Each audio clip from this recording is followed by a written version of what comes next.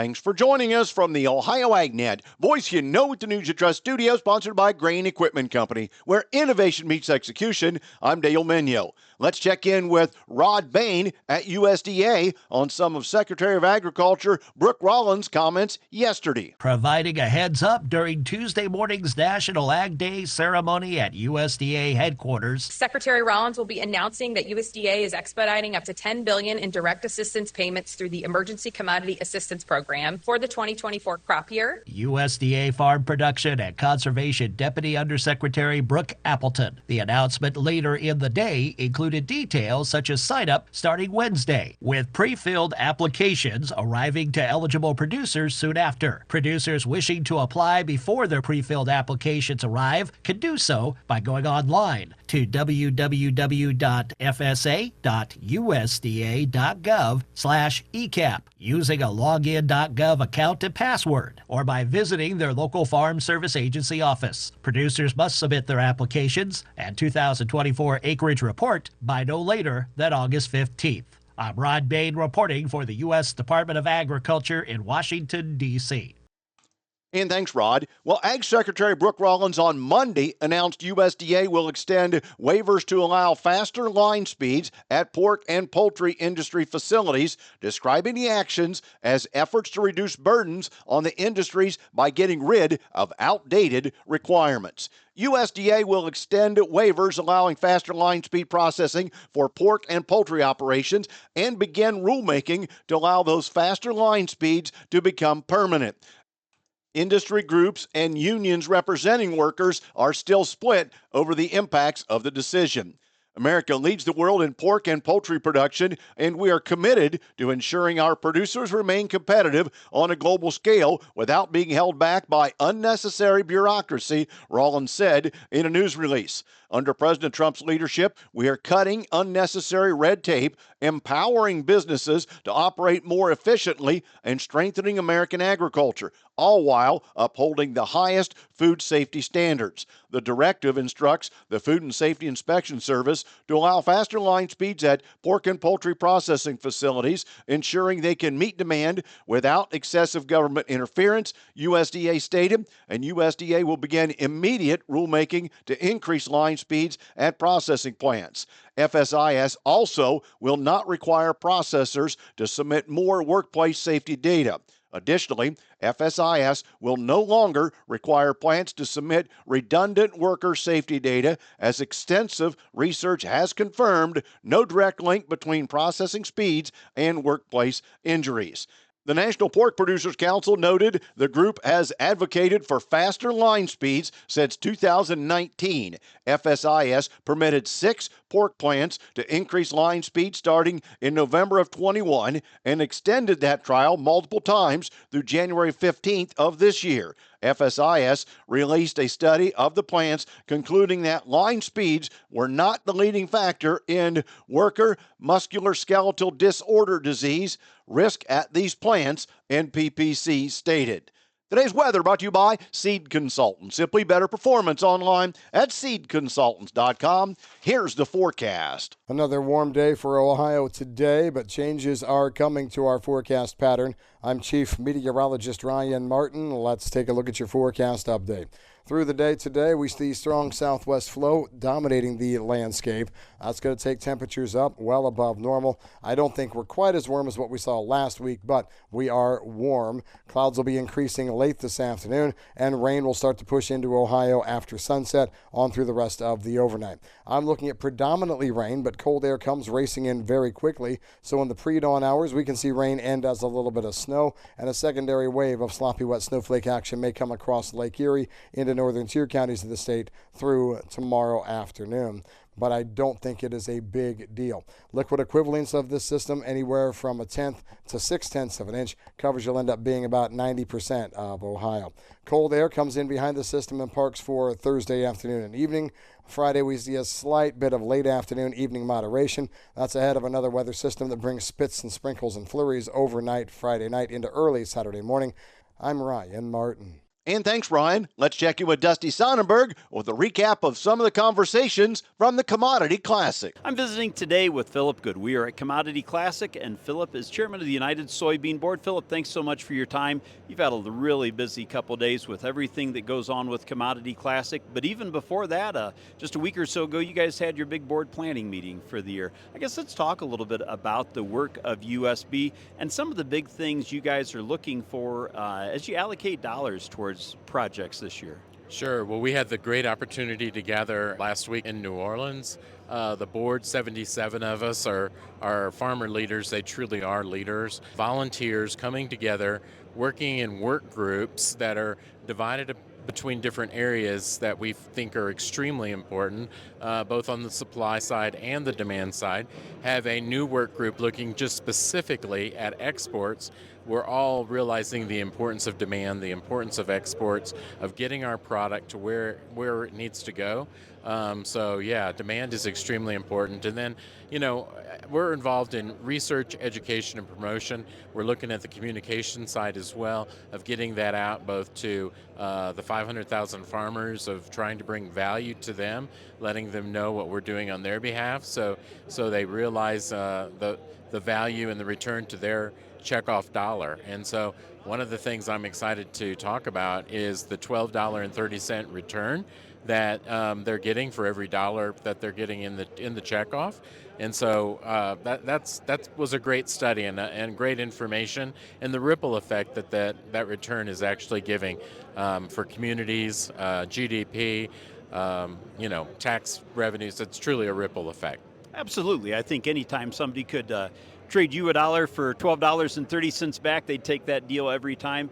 And it's not just that money is coming back, but it's in the way that it's coming back, and it's long-term investments that are really being made. So we're having tough conversations. Some of those revolve around where we find ourselves in this current economy with higher input costs, looking at really tight returns. So trying to find efficiencies. We're looking for efficiencies. We have been for the last couple of years at the USB, but also seeing what we can do to get a greater return. So really having some tough discussions, having to make some cuts, doing what we can. Really curious what this next year is going to bring. But Commodity Classic is a celebration of getting together, having conversations with our other commodity groups, our equipment manufacturers. We're here all together in one trade area here in the trade show, and just really starting to get spring fever, ready to go back to the farm and roll out the planters, getting that dirt going again, and planting and looking forward to another year. My guest again today is Philip Good. Philip currently serving as chairman of the United Soybean Board. Thanks so much for the update, and have a great day. Thank you. You as well. And thanks, Dusty. More on this on our website at ohioagnet.com. And thanks, Dusty. Back with more after this. Biodiesel isn't just a fuel, it's a game changer for your engine, your wallet, and your farm.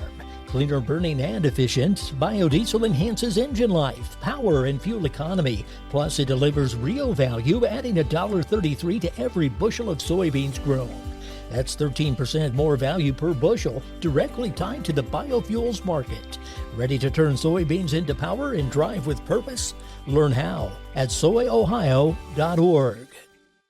Don't miss out on a huge inventory of trucks and heavy equipment coming up for bid in the Ritchie Brothers Great Lakes Regional Sales Event, March 27th and 28th. All of our vehicles and equipment are always available for you to browse and inspect before the sale, both in person and online, so you never miss a detail. Register online today so you can take part and get ready to bid on a variety of assets that include truck tractors, van trucks, van trailers, excavators, flatbed trailers, and so much more. Visit rbauction.com to learn more and get registered. And on the calendar, don't forget, on Thursday, powered by Soy Biodiesel, we'll head to the Farm Credit Mid-America office in Mount Orab for a monthly update. And the Ohio Soybean Council invites you to learn more about biodiesel and how its cleaner, efficient fuel boosts engine life, adds value to soybeans, and drives real savings for farmers. Visit soyohio.org for more information.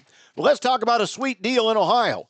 Ohio honey production for 2024 totaled 1.25 million pounds, down 4% from the previous year. Remember, it was a pretty good drought year, according to Ben Torrance, state statistician, USDA's NAS Ohio field office. Now, this estimate included honey from producers with 5 or more colonies. Yields from Ohio's 22,000 honey-producing colonies averaged 57 pounds in 24, down 8 pounds from the previous year. Ohio honey average price, $6.08 per pound. Remember that. We'll compare it to national numbers in a minute. $6.08 per pound. That was up $1.72 from last year. The value of production totaled $7.62 million, up 35% from 2023. And honey stocks totaled 715,000 pounds, up 31% from last year. Now to that national number. National honey production in 24 totaled 134 million pounds, down 4% from last year. There were 2.6 million colonies producing honey in 24, up 3% from 23. The yield per colony averaged 51.7 pounds, down 6% from 23. Colonies which produced honey in more than one state were counted in each state where the honey was produced. Therefore, at the United States level, yield per colony may be understated, but total production would not be impacted. Colonies were not included if the honey was not harvested, and producer honey stocks were 43.4 million pounds on December 15th of 2024, down 2% from a year earlier. Now, the U.S. honey price increased 5% during 24 to $2.69 per pound compared to $2.55 per pound in 23. The United States and state-level prices reflect the portion of honey sold through cooperatives, private, and retail channels. Prices for each color class are derived by weighting the quantities sold of each marketing channel. Prices for the 23 crop reflect honey sold in 23 and 24, and some 23 crop honey was sold in 24, which caused some revisions to the 2023 crop prices. Today's market analysis is brought to you by the Louis Dreyfus Company. Excited to be building the newest state-of-the-art soybean crush facility in Upper Sandusky, Ohio. For marketing information for your soybeans to LDC, call 574-566-2113. With our market analysis, here's Ryan Martin. Grain markets featured a slight bit of turnaround Tuesday action yesterday. Corn traded down a couple of pennies. Beans down a couple of pennies. Bean meal was lower. Oil up just a bit. Wheat in Kansas City was higher, but Chicago wheat was down, and our spring wheat in Minneapolis did next to nothing. So what were the stories in the marketplace yesterday? Well, honestly, there weren't a lot of big stories out there. It was a choppy grain trading day. Fund to capital flows were very key to the marketplace yesterday, and the good old GFS forecast for the plains continues to be quite dry. The GFS forecast is not the best one out there, but it's the one everybody looks at. The risk reduction in the Board of Trade is the theme, particularly as you look at things like wheat to the low side. Ag markets were mixed yesterday, with wheat stronger and soybean prices hanging around unchanged for a large part of the day, only finishing lower by the time we got to the end. The March corn stocks report is highly unknown. Using cheaper priced sorghum and ethanol and as a feedstuff has many wondering if the U.S. March 1st corn stocks could be larger than expected. A bearish March corn stocks estimate could be related to harvested dry corn, with additional dry matter helping feed conversion ratios. Also, Plains ethanol facilities are using increased bushels of sorghum due to price. Remember, that stocks report comes out the end of this month, right when we have the prospective plantings report. Brokers estimate yesterday that funds were buyers of about 1,100 contracts of wheat, 900 contracts of beans, sold 2,400 contracts of corn. The Board of Trade hopes to start trading spring wheat futures on April 14th, directly competing with the Minneapolis Grain Exchange, which Miami International Holdings now owns. We'll see whether that market gets some traction or not. It's been Minneapolis Grain Exchange trading forever. This is going to be an interesting battle. I'm Ryan Martin.